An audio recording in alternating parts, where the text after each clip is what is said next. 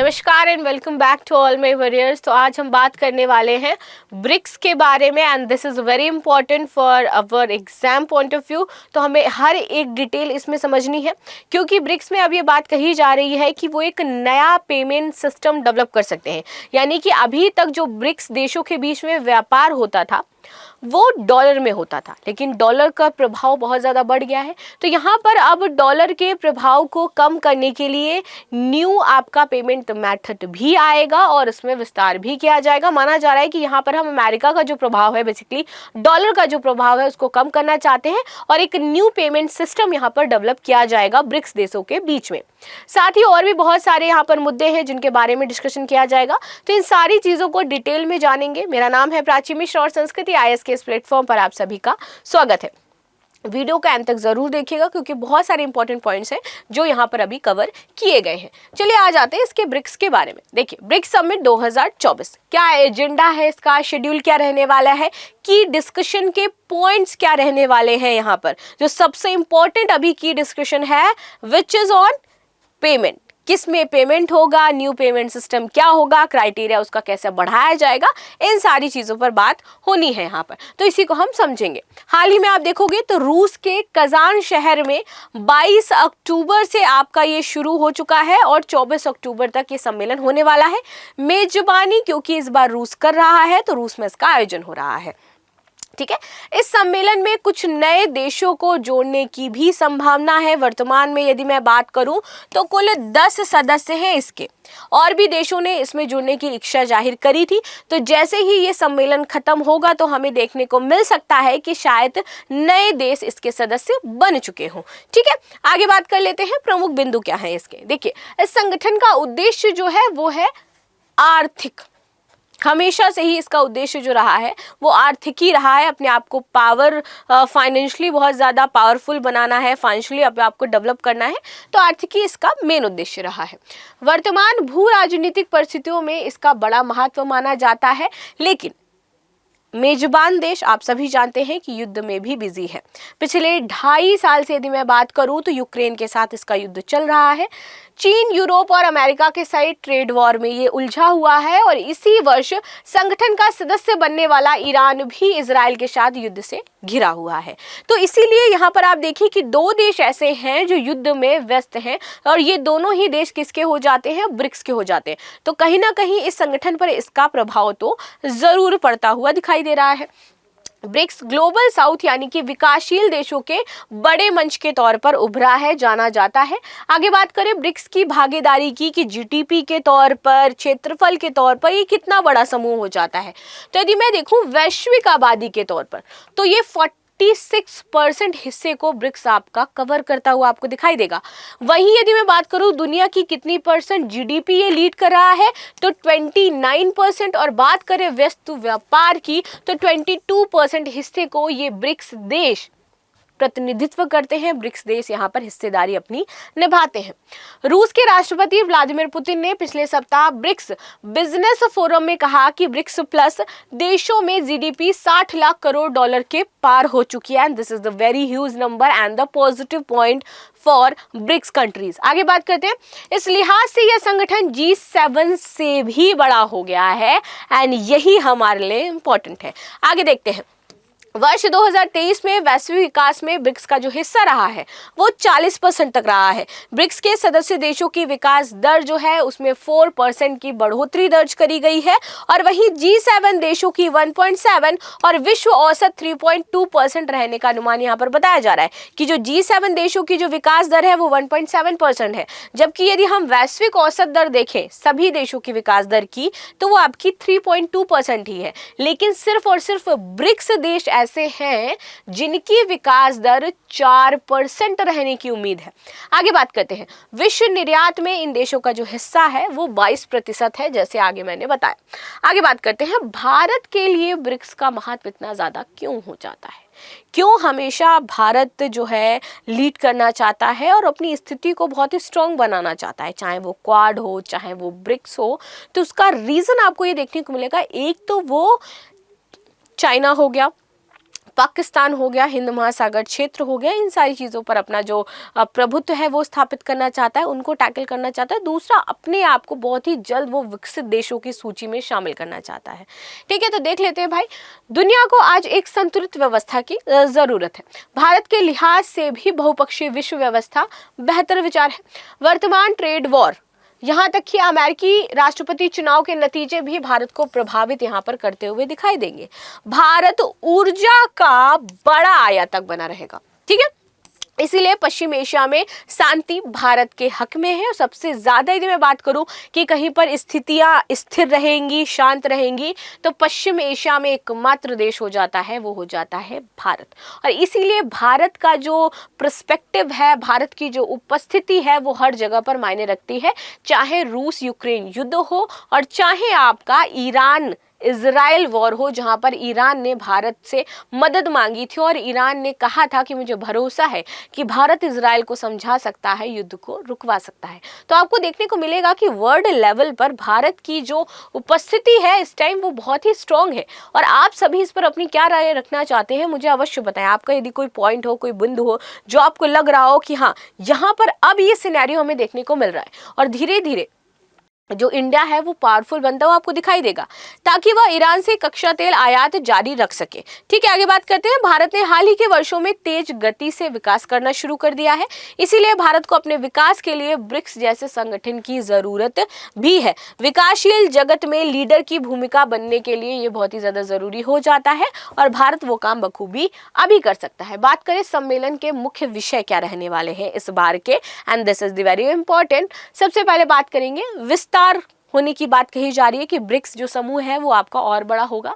इसमें बात करते हैं तो कोर सदस्यों के विस्तार की उम्मीद नहीं है, लेकिन बेल्ट ऑफ फ्रेंड्स के जरिए कई नए देश इससे जुड़ सकते हैं। ठीक है, payment system, this is the important. रूस के राष्ट्रपति व्लादिमीर पुतिन नया पेमेंट सिस्टम लॉन्च करने की घोषणा कर सकते हैं। अब नया पेमेंट सिस्टम क्या होगा ये देखने वाली बात है।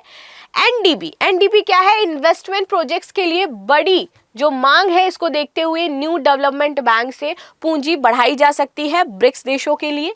CRA, इस आपातकालीन फंड का इस्तेमाल सुनिश्चित करने के लिए इसमें सुधार किया जा सकता है कि यदि किसी भी ब्रिक्स देशों में से किसी भी देश को इस आपातकालीन फंड की जरूरत पड़ती है कभी, तो इस फंड को हम क्या करेंगे और बढ़ाएंगे, इसमें पैसा और यानी कि जो इसका लिमिट है वो और एक्सीड किया जाएगा। ठीक है, अन्य इसमें सम्मेलन में नई रेटिंग एजेंसी, री इंश्योरेंस कंपनी और साझा ब्रिक्स करेंसी बनाने का प्रस्ताव यहाँ पर रखा गया है कि सभी की साझा ब्रिक्स करेंसी एक हो सकती है। ठीक है, आगे बात करते हैं। ब्रिक्स के विस्तार में नए पेमेंट सिस्टम की घोषणा और न्यू डेवलपमेंट बैंक को मजबूत करने पर यहाँ पर विशेष चर्चा बनाई जा रही है। जैसे मैंने बताया कि न्यू आपका ये जो आपातकालीन फंड है, इसमें भी आपके पैसे की बढ़ोतरी जल्द ही कर दी जाएगी।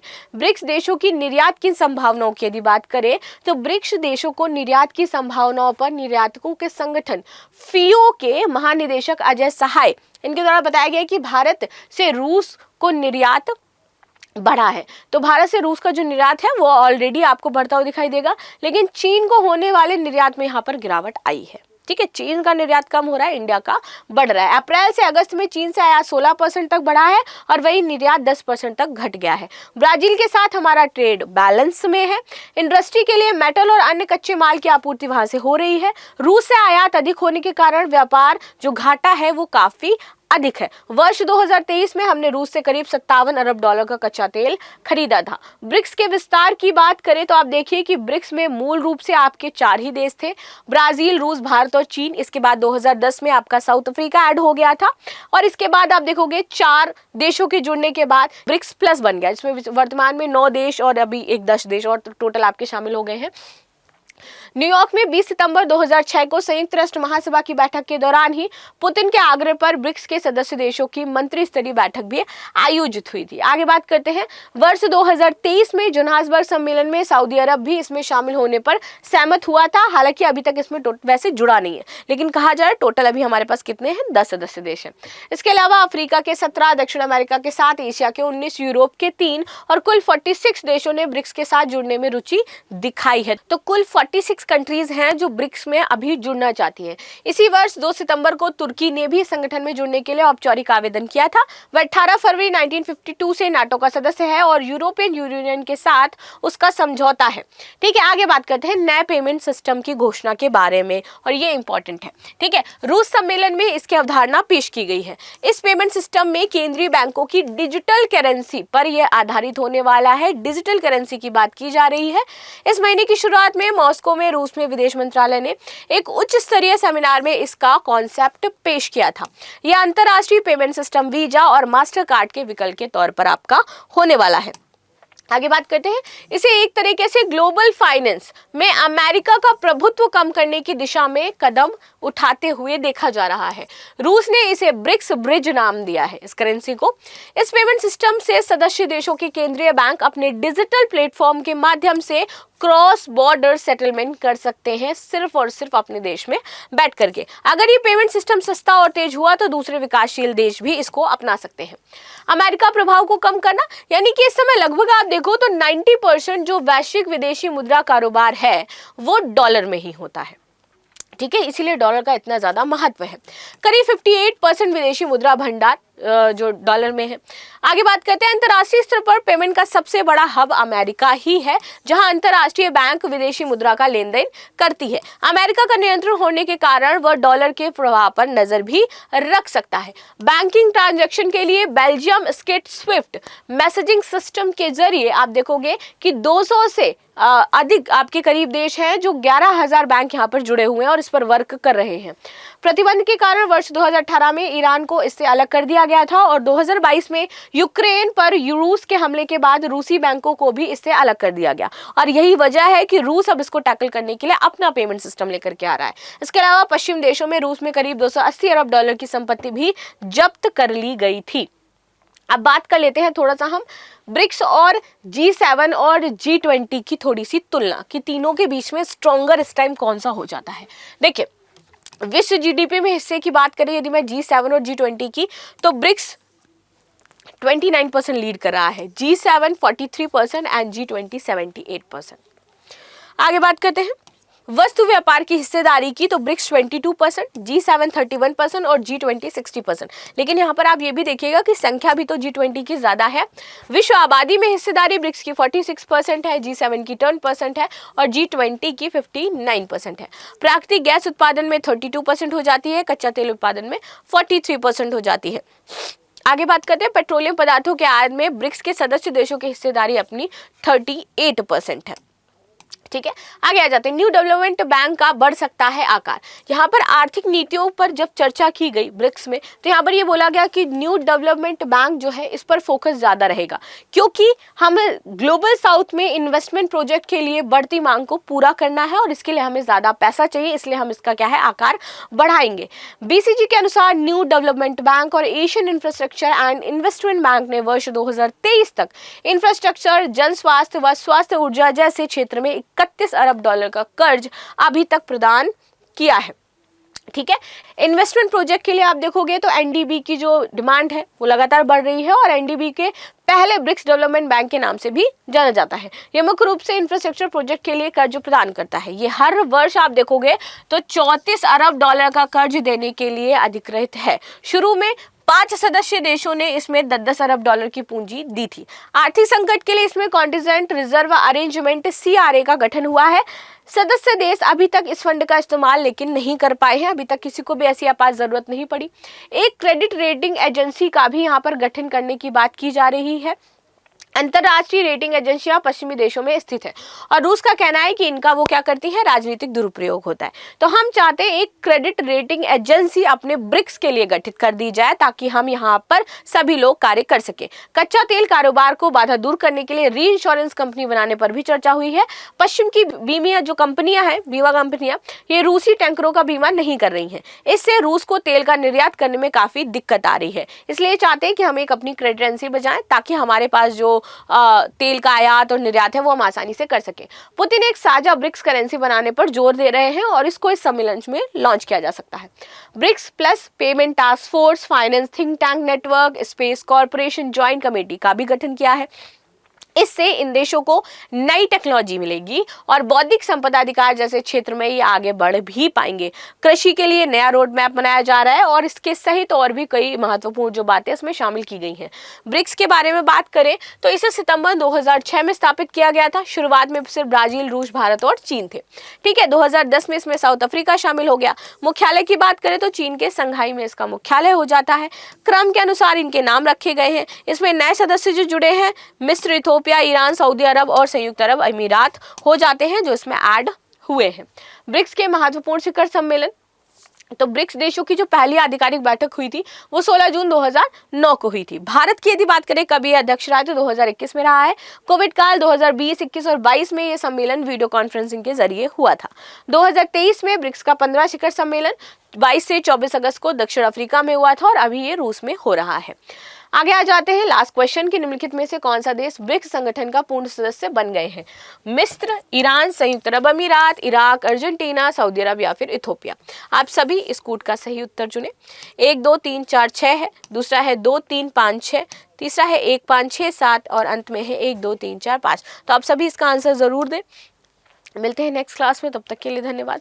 लाइक शेयर सब्सक्राइब करना बिल्कुल भी ना भूलें and thank you so much.